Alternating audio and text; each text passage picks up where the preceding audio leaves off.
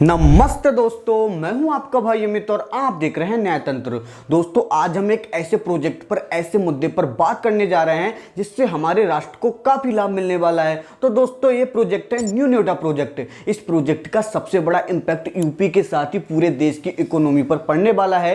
UP की सरकार ने अगले 15 सालों में नोएडा अथॉरिटी और Yamuna express way industrial development authority यानी YEIDA के द्वारा किए जाने वाले दो मास्टर प्लान को आगे बढ़ाने की मंजूरी दी है। यह नोएडा मास्टर प्लान 2041 तक दादरी नोएडा गाजियाबाद इन्वेस्टमेंट रीजन के विस्तार पर केंद्रित है और इसे न्यू नोएडा कहा जा रहा है। जाहिर तौर पर एक नया शहर बनाने के लिए जमीन चाहिए, तो इसके लिए इस परियोजना के अंतर्गत गौतम बुद्ध नगर और बुलंदशहर जिले के 80 गांवों से भूमि अधिग्रहण करना शामिल है। पिछले साल अगस्त में अथॉरिटी बोर्ड ने योजना को मंजूरी दी थी। पब्लिक फीडबैक के तौर पर इसे राज्य सरकार के पास सबमिट भी किया गया है, जहां अक्टूबर के दूसरे हफ्ते में इसे मंजूरी दी गई। यह न्यू नोएडा प्रोजेक्ट को 4 फेज में पूरा किया जाना है। पहले फेज में 2027 तक 3165 हेक्टेयर में डेवलपमेंट किया जाना है। 2027 से 2032 के बीच में आगे 3798 हेक्टेयर में डेवलपमेंट किया जाएगा। फिर 2037 तक 5908 हेक्टेयर और आखिर में 2041 तक 8230 हेक्टेयर और विकसित किया जाएगा। अथॉरिटी ने भूमि अधिग्रहण के लिए अब तक लगभग 1000 करोड़ रुपए आवंटित भी कर दिए हैं। तो आप सोच ही सकते हैं कि कितनी तेजी से काम किया जा रहा है। कुल भूमि में से जितनी भी सब मिलाकर जमीन है, उसका 40% इंडस्ट्रियल पर्पज के लिए रखा जाएगा, जो कि इसका मेन पर्पज भी है। दोस्तों, किसी स्टेट में डेवलपमेंट करने के लिए एक स्ट्रॉन्ग इकोनॉमी की जरूरत होती है और स्ट्रॉन्ग इकोनॉमी इंडस्ट्रियल डेवलपमेंट से आती है। इसलिए पूरे भारत में प्रोजेक्ट शुरू किए जा रहे हैं जिनमें हम अपनी इकोनॉमी को स्ट्रॉन्ग बना सकें और विकसित भारत के सपने को समय पर पूरा कर सकें। अब अगर आगे बढ़े तो यहाँ 13% लैंड रेजिडेंशियल पर्पज के लिए रखा जाना है और 18% ग्रीन एरियाज और मनोरंजक स्थानों के लिए नामित है। दोस्तों, जब कोई शहर प्लान करके बनाया जाता है तो उसमें सारी चीजें पहले से ही सुनिश्चित की जाती हैं कि कहां रहने का इलाका होगा, कहां इंडस्ट्रियल इलाका होगा और कहां अम्यूजमेंट ग्रीन एरियाज या रिक्रिएशनल स्पेस होंगे। इससे हमारे पुराने अनप्लान्ड शहरों जैसी प्रॉब्लम सामने नहीं आती हैं, जहां ड्रेनेज से लेकर ट्रैफिक जैम और ट्रैफिक जैम से लेकर पॉल्यूशन तक बहुत सारी प्रॉब्लम्स फेस करनी पड़ती हैं। इस नए शहर को लगभग 6 लाख लोगों को अकोमोडेट करने के हिसाब से डिजाइन किया जा रहा है। यहाँ 4% इलाका कमर्शियल जोन्स के लिए और 8% इलाका इंस्टीट्यूशनल एरियाज के लिए होगा। कमर्शियल जोन्स का मतलब उन जगहों से जो खासकर व्यापार आदि के लिए रिजर्व की गई हैं, और इंस्टीट्यूशनल एरियाज को तो आप समझ ही गए होंगे कि ये इलाका हॉस्पिटल्स, स्कूल्स, लाइब्रेरीज और ऑडिटोरियम्स और ऑफिस कॉम्प्लेक्सेस जैसी चीजों के लिए रखा जाता है। YEIDA के मास्टर प्लान में बुलंदशहर के 55 गांव शामिल होंगे। प्रोजेक्ट के पहले चरण में शामिल एरिया को शुरुआत में 583 वर्ग किमी से बढ़ाकर 769 वर्ग किमी तक कर दिया गया है। इस विस्तार के बाद YEIDA के टोटल एरिया में जनसंख्या 2041 तक 37 लाख तक पहुंचने की उम्मीद है।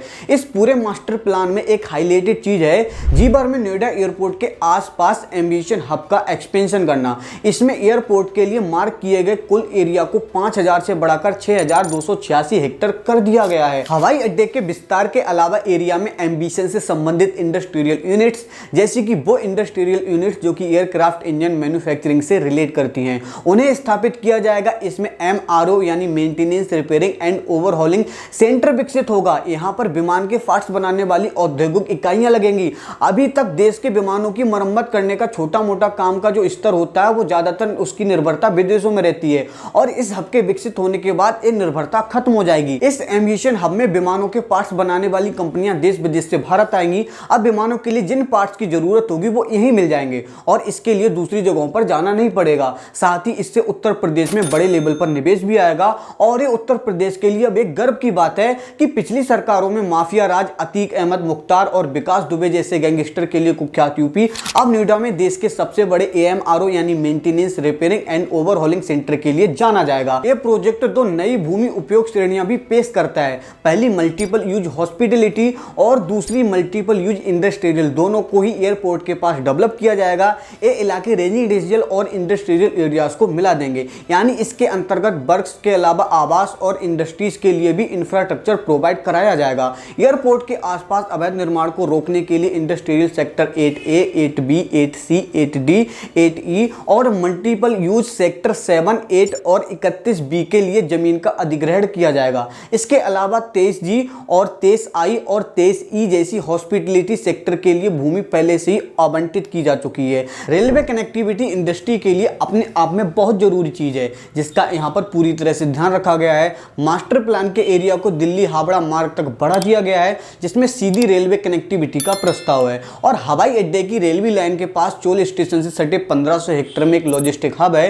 योजना में सेक्टर 22F और 23B में एक ओलंपिक पार्क का प्रोविजन शामिल होगा, जहां ओलंपिक लेवल के स्पोर्ट्स इंफ्रास्ट्रक्चर को डेवलप किया जाएगा। इसके अलावा सेक्टर 4A में एक कोरियन शहर और सेक्टर 5A में एक जापानी शहर के डेवलपमेंट के प्रस्तावों के साथ बहुत से लैंड यूज इंडस्ट्रीज के लिए 2 नए सेक्टर प्लान किए गए हैं, यानी सेक्टर 4A जो कि 365 हेक्टेयर में होगा और सेक्टर 5A जो 395 हेक्टेयर में होगा। दोस्तों, शुरुआत में केवल जापान और कोरिया के ही शहर निर्धारित थे, लेकिन जैसे ही प्रोजेक्ट आगे बढ़ रहा है वैसे वैसे इसमें विदेशों की भी रुचि बढ़ती जा रही है और अभी नवंबर के शुरू होने से पहले ही यूएस की एक consultancy firm blue sky vintage ने भी यहां पर निवेश करने और एक अमेरिकन सिटी को स्थापित करने के लिए कदम बढ़ाया है, जिसमें अमेरिकन एजुकेशनल इंस्टीट्यूशंस के कैंपस के साथ साथ बहुत सी दूसरी बिजनेसेस, कमर्शियल्स और इंस्टीट्यूशनल फैकल्टीज जैसे हॉस्पिटल्स और स्कूल शामिल होंगे। तो दोस्तों, इस तरह से यूपी में न्यू नोएडा नाम से एक नया शहर बनाने की तैयारी पूरी हो चुकी है, जहां इंडस्ट्रियलाइजेशन के माध्यम से देश की इकोनॉमी में यूपी की भागीदारी को ऊंचे दर्जे पर पहुंचाने की पूरी प्लानिंग हो चुकी है। दोस्तों, इस तरह से बनाए गए शहर इकोनॉमी में बहुत बड़ा रोल प्ले करते हैं, क्योंकि ये देश विदेश के इन्वेस्टर्स को आकर्षित करते हैं, निवेश बढ़ता है और अपने आप में ही इकोनॉमी में उछाल आता है। साथ ही ऐसी जगह पढ़े लिखे युवा वर्ग के लिए रोजगार का एक बहुत बड़ा ठिकाना बन जाता है। अभी तक हमारे देश में इस तरह के शहरों की कमी थी, लेकिन इस कमी को पूरा करने के लिए ऐसे शहर बनाने ही पड़ेंगे, क्योंकि अब धीरे धीरे ऐसे शहरों की संख्या में बढ़त होगी, तभी हमारा देश गरीबी के कुचक्कर से बाहर निकलकर विकसित भारत की ओर बढ़ेगा। नोएडा में सबसे बड़ा एयरलाइंस हब बनाया जाना यूपी के लिए भी निश्चित रूप से एक टर्निंग पॉइंट होने वाला है। आपका इस पूरे प्रोजेक्ट पर क्या मानना है, हमें कमेंट में जरूर बताइए। धन्यवाद।